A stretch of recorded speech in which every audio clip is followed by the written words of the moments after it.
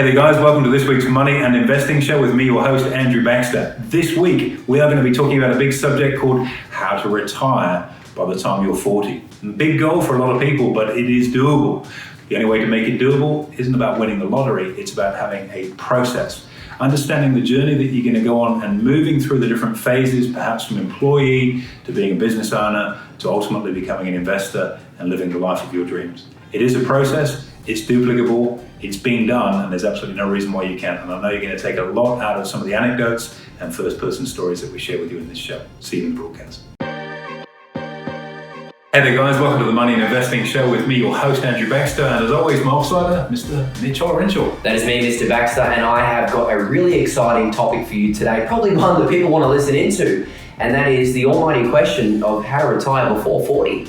Righto, well that's going to be some fun, isn't it? And plenty we could cover there. I know, and look, it sounds crazy to most, it might sound way out of reach, but when you actually break it down and get a process and talk about some of experiences that you and I both know, it's actually really doable.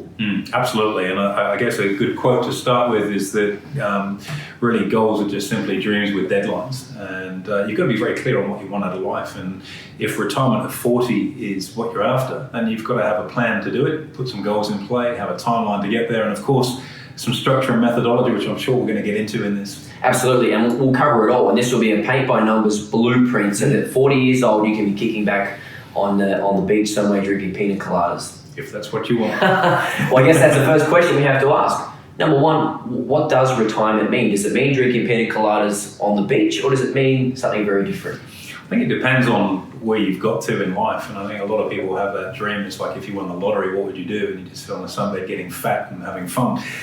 That's not for everybody, and I think if you've built over time a mechanism that has enabled you to retire, the game starts to shift about not just being about money, but about winning that game. And it's you versus you versus your bank account.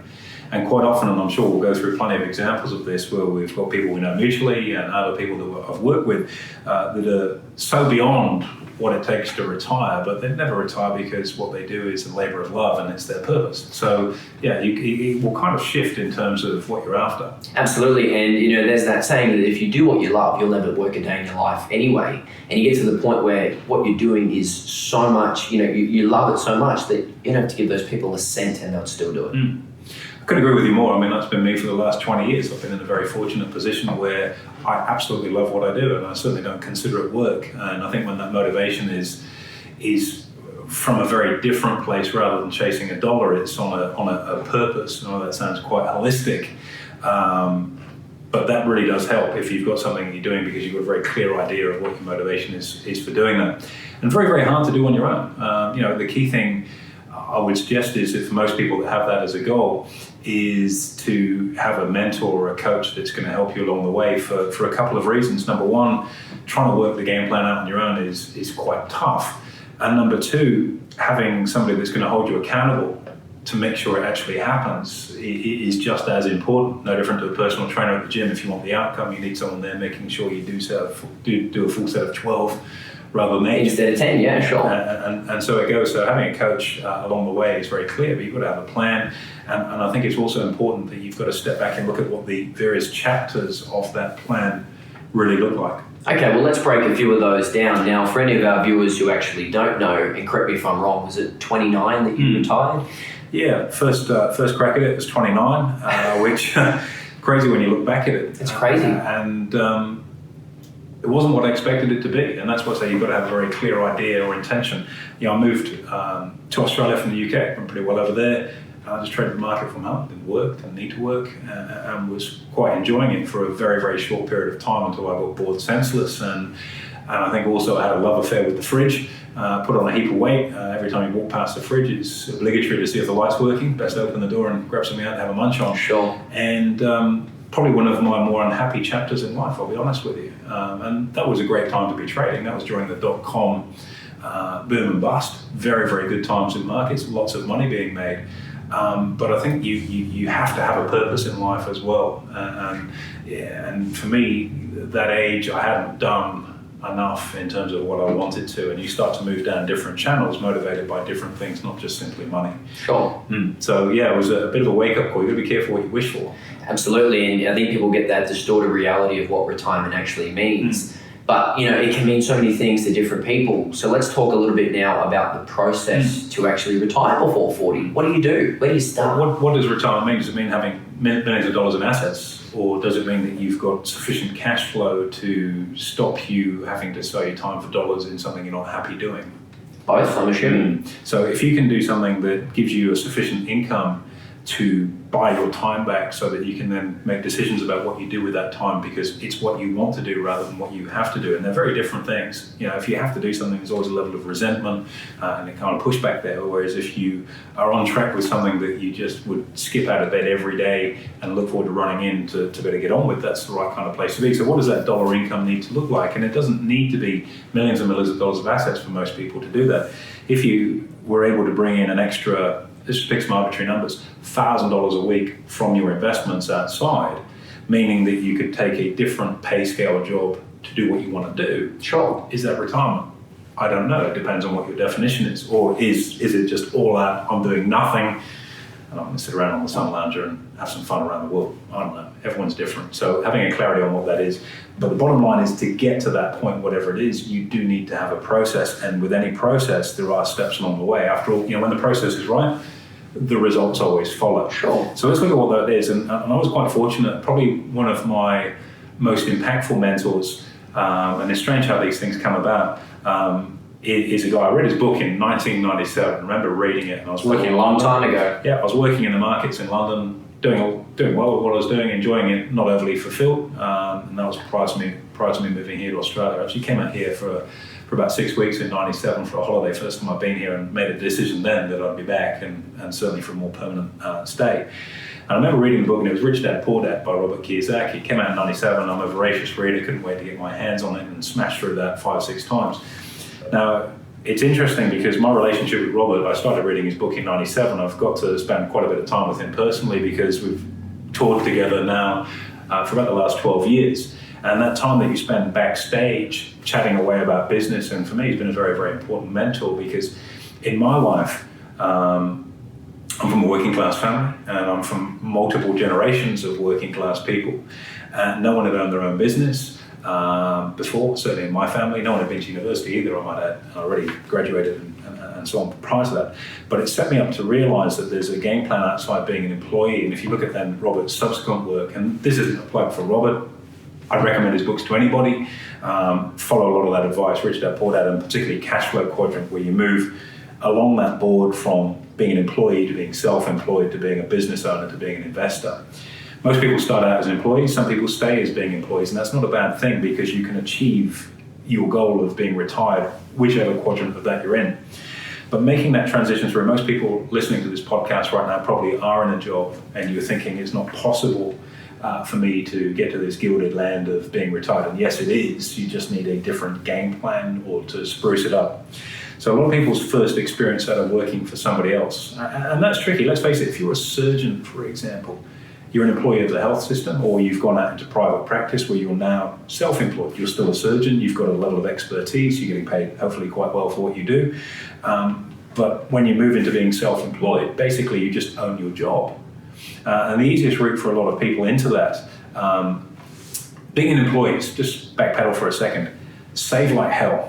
Like whatever you earn, save. And I know that's just like, really? Is that the secret? Yes, it is, because if you spend less than you earn, you're going to build an asset base that you can then start to invest and really grow exponentially if you know what you're doing. It makes sense. But if you don't have any money because you spend everything you earn, you're stuffed.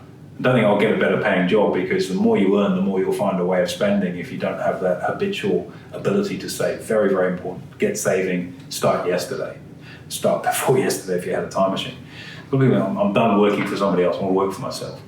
So they move into this space of becoming self-employed or trying to start a business. And that's actually quite tricky. You may have a particular skill set, but running a business is very different from being good at what you do. So for example, the whole cash flow management within a business. So if your business grows to a size and you're over the limit whereby from a GST point of view, you stop paying on a cash basis and you move on to what's called an accrual basis. That means you pay GST on all the upcoming sales that have already been booked, even though you haven't been paid for them yet. That's crazy. So you've got to be able to manage the cash flow there, and that screws so many people. It's why so many small businesses fail. They don't understand about things like that.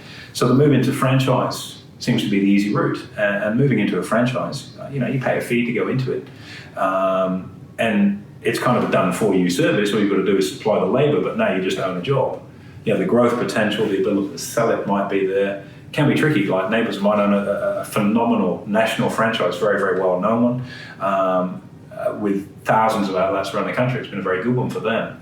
But they're the master franchisee.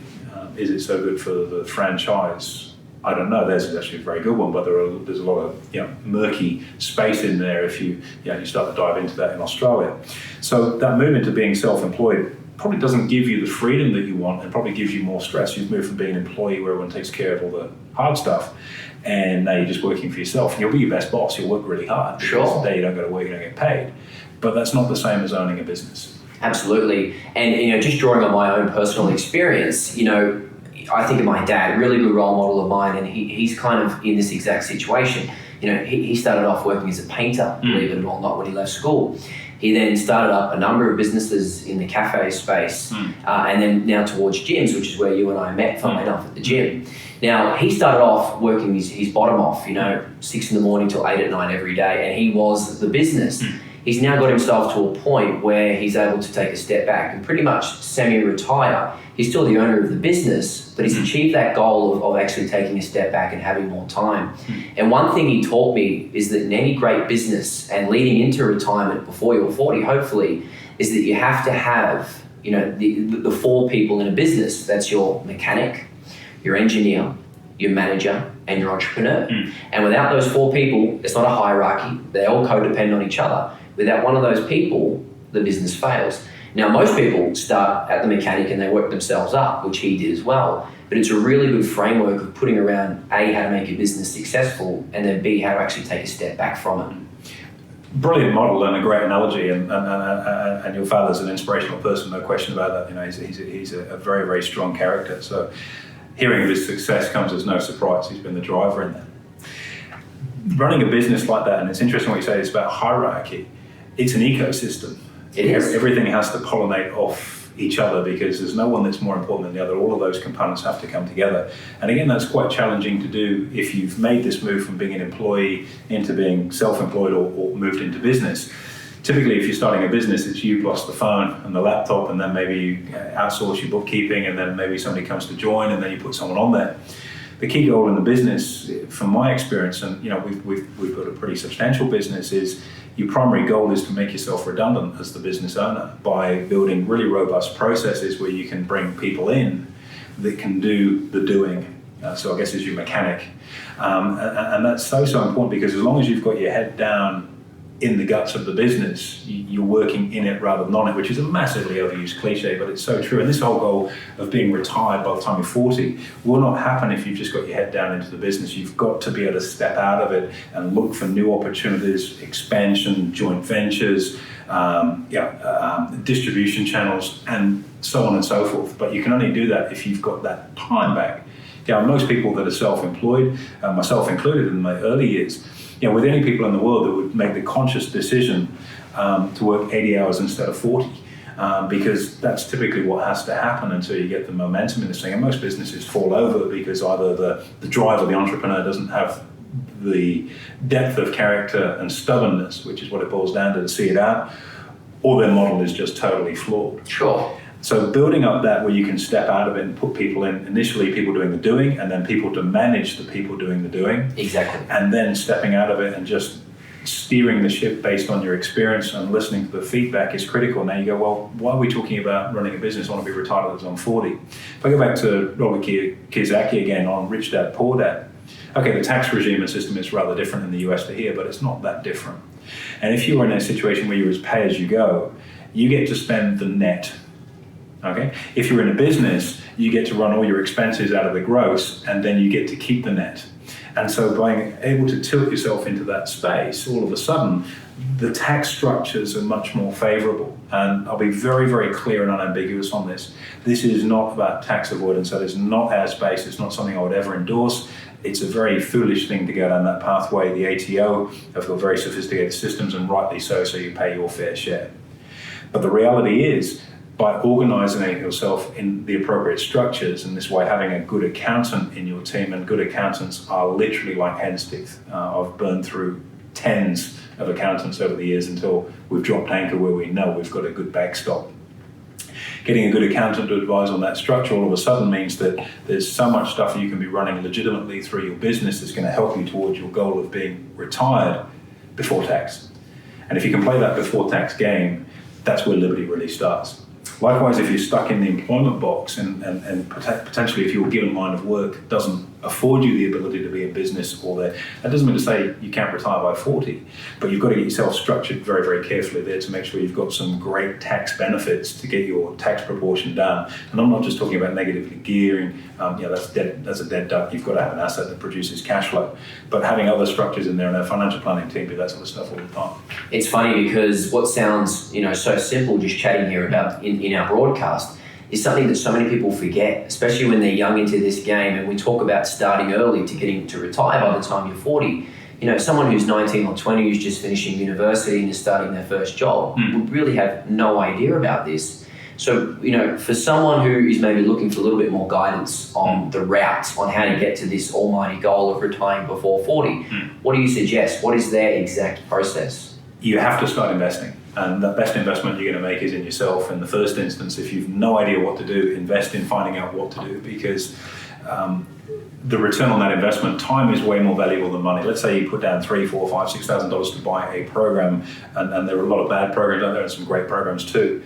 To buy a program that's going to help you learn the skills you need to get there. You think, gee, that's a lot of money to outlay. But laying down $5,000 in your early 20s or at 20 years old is far better than wasting a decade trying to work it out yourself, only to realize I can't work it out and I still need help and I've missed that time. The time is the most valuable asset that we have. So, employees, get yourself upskilled. You've got to have a side hustle. You have to have a side hustle. I can't make that any clearer. And whether that's you as an employee or someone that's self-employed or as a business owner, you have to have stuff going on outside. You look at a lot of business owners, especially as we're going through the current economic collapse. It's heartbreaking watching businesses close because, full well as an entrepreneur yourself, you've put your heart and soul into something.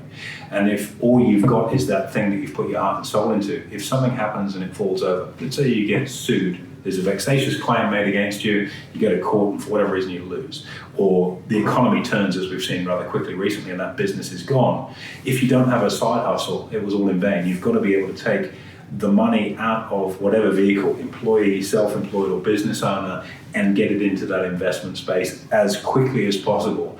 And not just in that investment space, but working in a very strategic and hard way in that investment space. Your money must work harder than you. Sure. And just one question on that. We talk about that quadrant and people might get confused about where they sit. Can you sit in multiple? Absolutely.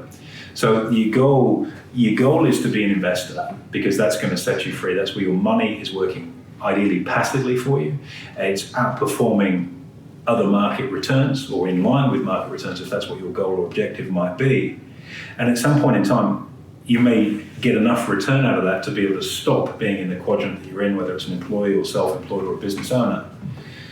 But that's a choice. And it's also something important to understand, and this is one of the challenges I found back in '99 when I had my sabbatical. And that is, if you're trading, in my case, for a living, it puts immense pressure on you because if you're in a situation where you've got bills and cash flow that you need, you can start to take trades that aren't really there just to get some turnover happening. Whereas if you're able to run this silo of investment totally separate, you can take investment opportunities for the merit of them rather than because you have to, and you've got that dual cash flow or 3 or 4 or 5 or 8 lots of cash flow running on there. Same in your business. You've got your core business, invest in other things around that, might be related companies. Self-managed super, where your premises that you operate your business from is owned by your super, which you rent your business space from. It's possible to do that legally. Again, get a good accountant to structure all that. It's perfectly legitimate. These are all the sorts of things that become open to you as you move through that quadrant. Now, I look at some of the people we work with and in that investment space, and we've got lots of clients from a retail level, people that are starting accounts with a couple of $1,000 through to people that have got literally tens of millions of dollars and they're working with. One of the vehicles that we've put together, my partner in the financial planning business and I have put together, is a very specific investment company. And this is something that's available, unfortunately or fortunately, for high net worth or wholesale investors. So this isn't for everybody. It's for people who've got net worth of over a couple of $1 million and so on to meet the wholesale test. And this investment company, what we're specifically done, we're just doing a capital raise at the moment. And the business opportunity we're going into is actually recycling black plastic. And if you think about farm waste, where you have all those black plastic sheeting that's used to keep frost off, or in the mining industry where there's black polypipe, this particular investment, we're seed investors in it. We own a chunk of that business. And the purpose of that vehicle is to be able to recycle that black plastic and turn it into diesel and plastic pellets that you can then build stuff with. Cool. And it's a very, very good business. It ticks lots of boxes for me on a lot of fronts. Number one, the environmental bias of it is absolutely fantastic, and they're doing great work, and it's an existing business. It's not a pipe dream, it's up and running. Number two, for our investors that are eligible for that, it gives them the ability to be able to diversify away from traditional assets. Bricks and mortar, stock investments, index tracking funds, bonds and all that sort of stuff is a totally unique opportunity. As seed investors, we have an opportunity to generate substantial return on their money because we're taking the risk of putting the cash into this business to fund it and to continue its funding operations. But you might get 1,000% return on the back of that. And that's the risk-return matrix. And for someone that's starting at ground zero, looking at that opportunity, well, I'd love to have the opportunity to be in that. If I look at some of the people that have pledged funds to be involved with that, the majority of them are wealthy, but they all still work significant hours in their business. In fact, one of the clients that's in there has a substantial business, like a very, very substantial business, private company, very, very substantial. He started as a tradie. So he's your mechanic on the ground floor and worked through and created this business, which is and I can't go into the specifics because of client confidentiality. Sure. A multiple hundreds of millions of dollars a year business, a gargantuan business in the space that they're in. And that's the sort of investment that these people are looking for outside of that. And do you know something? The guy still works about 65 hours a week. He doesn't need to work for the rest of his life, but he chooses to do it because he's on purpose in what he's doing in his vehicle. If I look at some of the other investors and the people that are farmers, active farmers, that are working in its diversification and spread away, they understand the danger of black plastic and the waste, it meshes nicely. Now, someone that's a farmer, if they're a substantial farmer, they could be a business owner, and one of those groups, again, is a substantial farming operation. Another one is a family business, so it's a self-employed situation. So these are all people in there. I have another investor that's in there that's an employee that's on a significant income and has been able to get up there, but it's not just been on a significant income from day one. From day one, has invested so smartly to be in a position through his self-managed super that he's a self-funded retiree that spends 8-9 months, spends even more time traveling than my father does, 8-9 months of the year traveling around the world, looking after his investments, and another self-made guy, and still dabbles in his employment space, but through choice rather than needing to. So there are people in all three of the other quadrants that are all investors and still active in there, which is really fascinating. And again, it's such a hard thing, Mitch. If you're starting at ground zero, like, you know what our game plan is for you, and that's to help you be in a position, which you will be, to be out of the game by whatever deadline that you choose, be it 30 or be it 40. It's up to you. Be there either way, whichever way you want to go. The key thing with all of this is that when you're starting, it seems overwhelming. You think, man, I'd love to be over there. I'd love to be this billionaire that can live on an island and do all the rest of it. That's great if that's what you actually want. Just be careful what you want. But it all starts with that first step, and you can have every excuse in the world for not getting started. It's not the right time. I don't have any money. I'm new to a country. You've got a guy who's new to Australia. He's from India originally. Doesn't have a lot of money. Starting at ground zero. He's been here for 2 years maybe. He's working in a restaurant. He's already got more in his super than I see for people that have been working for a long time. He's been banking it away, and he keeps hounding me. I need to get my self-managed super set up. He's not quite got enough money to do that. But we're working on other ways to get there because he's hungry, starting at ground zero. So this is a guy that's new into the country. Some people go, I'm not educated. You don't need to be educated. You need to be hungry. We've got a mutual friend who's got an incredibly successful childcare business. Incredibly. Right? Now, we know him well, and he's a great person. His work ethic, he probably would work harder than virtually anybody I know. He's the hardest worker in the room. He's the guy that gets up at 6 o'clock in the morning, works all day, trains every afternoon ritually at the gym, goes home, spends time with his family, and then works till midnight, 2 o'clock in the morning. Every day.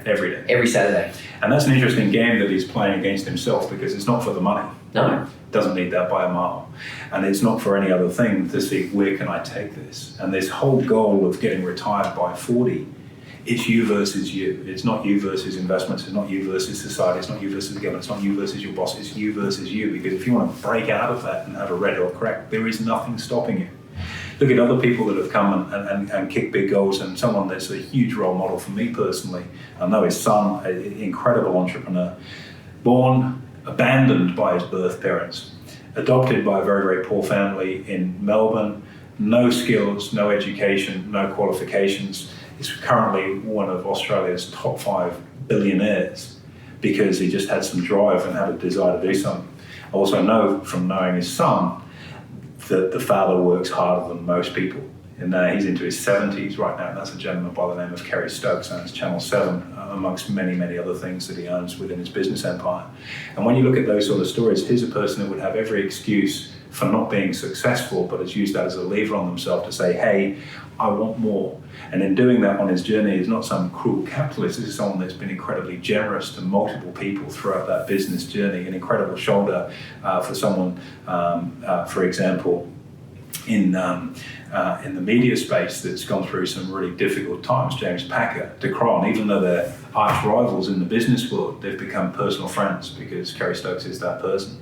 Become someone that's the largest collector of Victoria Crosses in the world and donating them all to the museum in Canberra, and support for people like Ben Roberts-Smith and so on and so forth. An incredibly generous person with his time and causes, but started with less than nothing, behind the 8 ball so much, but made that happen. So what is the difference? And it just comes down to purpose and focus and understanding that journey. You have to try and migrate through employee to self-employed to business owner to investor.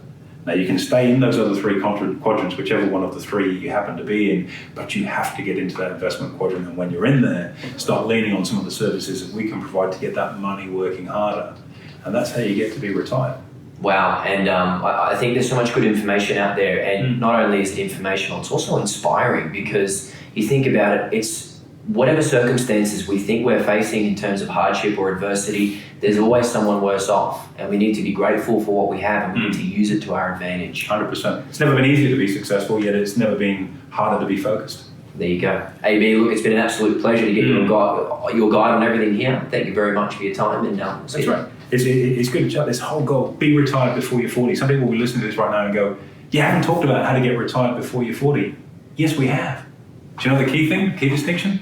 If you want to make it happen before you're 40, start yesterday. Don't be putting it off. Don't be thinking for another moment that one day I want to get round to this. Start. And it doesn't matter if you get down the wrong channel, because once you've started, you've got momentum. You can always back out. But if you don't have a start, it will never happen. And you look back, perhaps when you get a little older, you go, man, I could have done this, I could have done that. The world's full of coulda, shouldas. You know what I mean? Yeah. It's about making it happen and getting out there. And don't be frightened of failure. You're going to make a lot of mistakes along the way. I've lost track of the number of mistakes I've made in my journey. But as long as you learn from them and you never give up and you keep pushing forward, that's what's going to set you up. So if your goal is retire by 30, retire by 40, retire by 50, retire sometime, somewhere, work through that quadrant, work on the skills that need to be in there. You need to learn new stuff to move through there. Get good advisors, good accountant, crucial. Good advisors in the financial space, massively important. And keep on track with yourself as to why you want to do this. Because if you've always got a reason why, you'll get out of bed in the morning. If you're doing it because you hate it and you're chasing the dollar, that's not called retirement, that's called slavery. This is about finding what you want to do and being relentless in how you go after it. You know something? I don't think it'll take you 40 years to get there, my friend. I reckon we're on track for under a decade, and we've already started that. We'll start with next week. What do you think? Start yesterday. AB, pleasure to chat. As always, Mitch. Thanks very much. Well, guys, hope you found that one useful. Make sure you give us a rating and a review. Very important to get that message out there, and we'll look forward to talking to you in our next podcast show.